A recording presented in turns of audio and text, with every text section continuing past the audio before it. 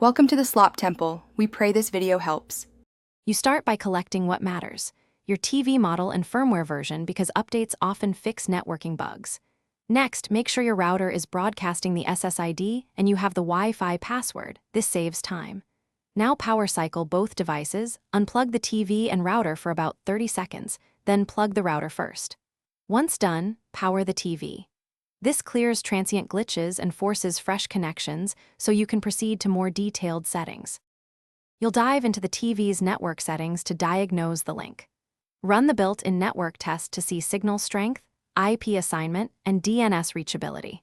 If the TV shows an IP conflict or fails to get one, renew the DHCP lease or assign a simple static IP within your router's range. This prevents address collisions.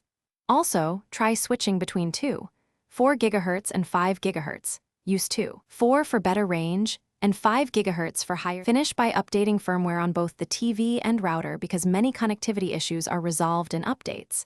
Apply them and reboot. If signal remains weak, move the router nearer, remove obstructions, or use an Ethernet adapter or Wi-Fi extender for stability. If you've tried IP fixes, band changes, and updates without success, perform a TV factory reset as the last resort. Troubleshooting tip: if the TV connects to a phone hotspot, the issue is your router. Focus repairs there. Thanks for watching. Consider subscribing if we helped you.